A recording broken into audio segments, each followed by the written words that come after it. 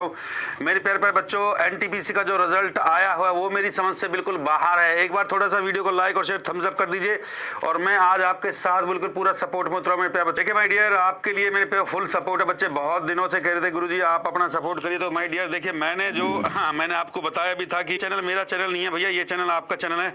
एक बार सब लोग जोर शोर से जय महाकाल जय श्री राम के साथ लोगों को जोड़ दीजिए।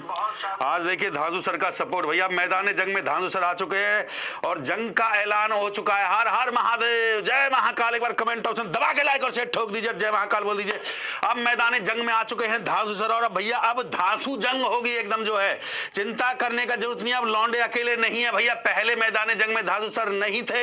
हमने नौकरी को छोड़ा तो लौंडों के लिए छोड़ा। महाकाल के आशीर्वाद से सौगंध है महाकाल की भैया, एकदम जो है चिंता करने का जरूरत नहीं है। ये हिंदुस्तान वो देश है भैया जहां पे आप जानते हो प्यार से नहीं मिलता है भैया। अगर आजादी मिली तो लड़के मिली, और अगर आपको एनटीपीसी के इस जंग में अगर आपको जीतना है तो भैया लड़ना पड़ेगा महाकाल के आशीर्वाद से, और धांसू सर आपके साथ है भैया। तो मैदान जंग में अब धांसू सर उतर चुके, इस बात का आगाज कर दीजिए हिंदुस्तान के कोने कोने में। मेरे प्यारे बच्चों, हम मैदान जंग का हम ऐलान करते हैं कि भैया जल्द ही मैदान जंग में आप लोगों के लिए मैं आ रहा हूं। मेरे प्यारे बच्चों, आपके सपोर्ट के लिए आ रहा हूं भैया, चिंता करने का जरूरत नहीं है। देखो मुझे दुख इसी बात का होता था, 2 साल से मैं पढ़ा रहा था पर मैं आपका सपोर्ट नहीं कर रहा था। दर्द था मेरे सीने के अंदर, वो सारा दर्द आएगा महाकाल के आशीर्वाद से। जंग लड़ूंगा आप लोगों के लिए, चिंता करने का जरूरत नहीं है। आग लगा दूंगा हिंदुस्तान के अंदर, उन लौंडों के लिए आग लगा दूंगा मेरे प्यारे बच्चों, और एनटीपीसी के लिए भैया ईंट से ईंट बजा दूंगा भैया। आप क्रांति होगी, आप होगी क्रांति। दबा के लाइक और शेयर ठोक महाकाल के आशीर्वाद। जब सीबीटी 2 में फिर अलग अलग लेवल में बच्चों को बैठाएंगे ही, तो इससे बेनिफिट क्या हुआ और उससे घाटा क्या था कि जैसे पहले जो एग्जाम जिस तरीके से कंडक्ट होती थी कि आपका ओवरऑल रिजल्ट दे दिया जाता था और उसके बाद पोस्ट ऑफ प्रेफरेंस पहले से आपका दिया हुआ रहता था, तो जैसा मार्क्स आपका आता था उसके हिसाब से आपका पोस्ट होल्ड होता था, आपको पोस्ट मिलता था। इसमें परेशानी कहाँ पर थी? और दूसरा ये भी चीज आप देख सकते हैं, इससे पहले रेलवे जेई का एग्जाम हुआ तो रेलवे जेई में भी सेम बातें थी, वहां पर भी रेलवे जेई में। लेकिन रेलवे जेई में क्या हुआ कि जितना टाइम्स रिजल्ट वहां पर देना था उतना टाइम्स वहां पर रिजल्ट आपका दिया गया। जितने बच्चों का रिजल्ट आना था तो इंडिविजुअल उतने बच्चों का रिजल्ट वहां पर आया। लेकिन वहां पर भी हुआ कि शुरू में ही ये बता दिया गया कि आप 2 पोस्ट के लिए क्वालिफाई किए हैं, सीबीटी 1 के वक्त ही आप 3 पोस्ट के लिए क्वालिफाई किए हैं, आप 5 पोस्ट के लिए क्वालिफाई किए हैं। और जब जेई में भी सीबीटी 2 का एग्जाम हुआ तो आपका सीबीटी 2 में रेलवे जेई में जितना मार्क्स आया, चाहे मैक्सिमम मार्क्स ही आपको क्यों नहीं आ गया, जिस 2 पोस्ट के लिए आपको सीबीटी 1 के वक्त क्वालिफाई किया गया था उसी में आपका फाइनल सिलेक्शन हुआ। तो बातें तो वही हुई, यहां आपने नया प्रयोग कर दिया कि शुरू में ही आपने लेवल बाय लेवल रिजल्ट दे करके बच्चों को गुमराह किया। आपने मैक्सिमम बच्चों का रिजल्ट नहीं हुआ हो पाया और मैक्सिमम बच्चे इसके शिकार हुए। तो खैर ये जो भी बातें हुई तो हम आगे देखेंगे कि हमारे तरफ से हमारे टीचर लोगों के एंड से क्या इसके लिए कोशिश हो सकती है और उस कोशिश का क्या परिणाम निकल करके सामने आ सकता है। बोर्ड तो आपको ये एक्सक्यूज हमको लगता है कि अगर प्रोटेस्ट भी करते हैं तो ये एक्सक्यूज देने का कोशिश करेगा कि हमने नोटिफिकेशन के वक्त ही तय कर दिया गया था कि लेवल बाय लेवल हम एग्जाम लेंगे, लेवल बाय लेवल रिजल्ट देंगे। ये चीज एक्सक्यूज हो सकता है, लेकिन ये कहाँ तक उचित है आपका? इसलिए प्रोटेस्ट तो मेरे ख्याल से होना ही चाहिए। और चूंकि अभी 5 स्टेट में इलेक्शन है, अगर आप जम करके सारे बच्चों का साथ मिला और सारे टीचरों में एकजुटता रही तो निसंदेह जिस तरीके से पिछले प्रोटेस्ट का आपको रिजल्ट देखने को मिला था, अच्छे परिणाम देखने को मिला था, तो इसका भी अच्छे परिणाम देखने को आपको मिल सकता है। एनटीपीसी का जो रिजल्ट है वो मेरी समझ में तो नहीं आया दोस्तों, मतलब कहा कुछ और रिजल्ट कुछ और है।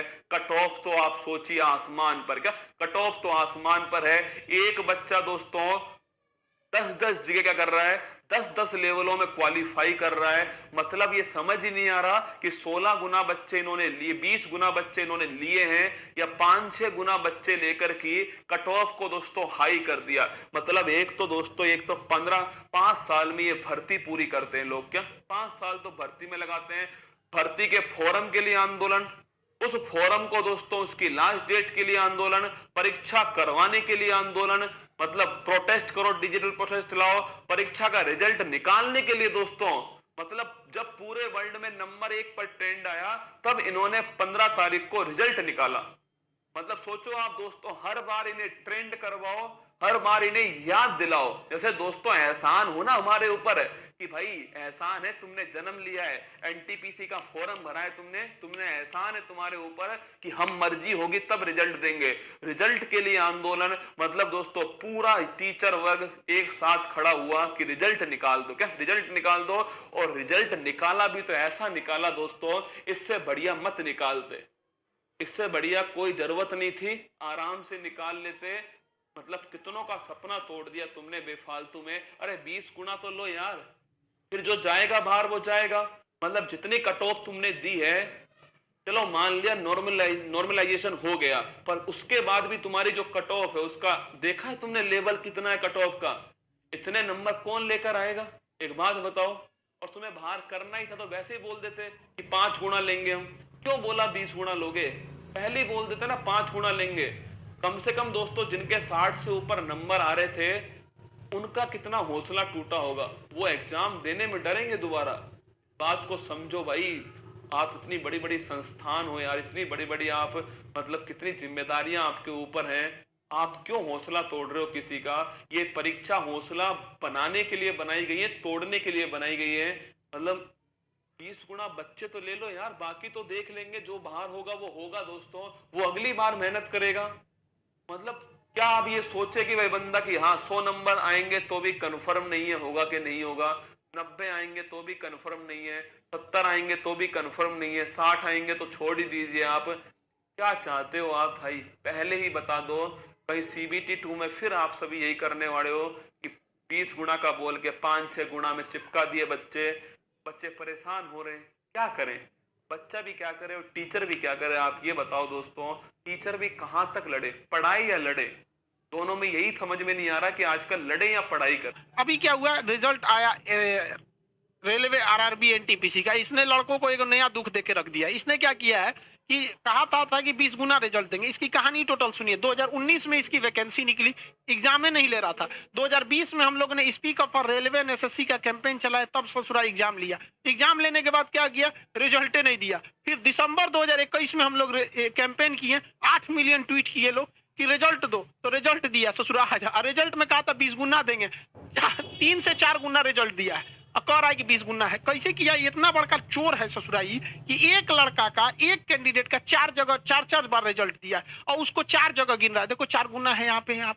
तो ये नौटंकी करके रख दिया। बड़ा तकलीफ होता है इतना मेहनत करने के बाद भी लड़कों के लिए, जब जानबूझ के बर्बाद किया जाता है इस तरह से, तब काफी ज्यादा तकलीफ होती है। आप लड़कों की लाइफ से खेल रहा है, और इसके लिए लड़के आप टेंशन नहीं लेंगे। आपके एग्जाम के लिए, रिजल्ट के लिए हम लोग साथ खड़े थे।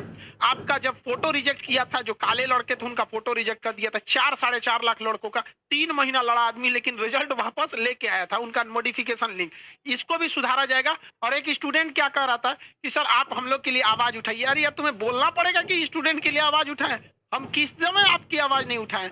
जब भी आपके साथ कोई समस्या होगी, हमेशा आपके साथ खड़े रहेंगे, हमेशा आपके हक के लिए आवाज उठाएंगे। और जिस दिन खान सर आपके लिए आवाज नहीं उठाएं, उस दिन समझ जाइए कि ऊपर वाले ने खान सर को उठा लिया। हम लोग बहुत जल्दी इसको वेल तरीके से सारे टीचर्स के साथ हम भी सबको कॉल कर रहे हैं कि आगे क्या रणनीति है, इसको कैसे सुधारा जाएगा, सुधार के हम लोग लिया जाएगा। आई होप आप अपना उम्मीद नहीं खोएंगे, आगे फिर से जो नेक्स्ट एग्जाम है उसके लिए भी तैयारी में लगे रहेंगे। मिलेंगे नेक्स्ट क्लास में। जय हिंद। कट ऑफ हाई जाने के रीजन है कुछ, उन रीजन को हमें एडमिट भी नहीं करना चाहिए, बिकॉज वो बेफालतू के रीजन है, वो पहले से बताए हुए रीजन नहीं है। क्योंकि NTPC CBT 1 का कल रिजल्ट आया, कल रिजल्ट आने से पहले ठीक लोगों की मेंटलिटी या बच्चों की या टीचर्स की मेंटलिटी क्या होती थी कि 10 पोस्ट के लिए, एक पोस्ट के लिए 10 बच्चे फाइट करें। पोस्ट 1 है उसके लिए 10 बच्चे फाइट करें। लेकिन जब से NTPC CBT 1 का कल से रिजल्ट आया है, तब से मुझे लग रहा है कि पोस्ट 10 है और बच्चा 1 फाइट कर रहा है। उसे भी नहीं पता कौन सी पोस्ट उसे लेनी है, कौन सी नहीं लेनी है। तो तुम कट ऑफ इतनी ज्यादा गई है ना, ये पहली बात तो किसी को भी नहीं पता था। हालांकि रिजल्ट कल रात तक को तो किसी टीचर को समझ में ही नहीं आ रहा था कि भैया ये रिजल्ट किस तरीके से क्या डाल रहे हैं, कुछ समझ ही नहीं आ रहा है।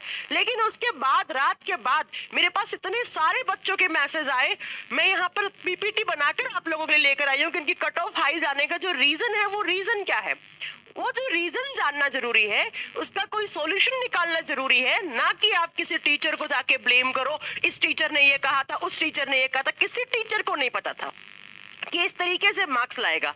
तो कल से पहले सबकी सोच यही थी कि भैया एक पोस्ट है उसके लिए 10 बच्चे फाइट करो, लेकिन जैसे ही एनटीपीसी सीबीटी 1 का रिजल्ट आया तो सबकी आंखें खुली रह गई, क्योंकि वहां पर क्या है कि 10 पोस्ट और बच्चा आपका एक ही है फाइट करने वाला।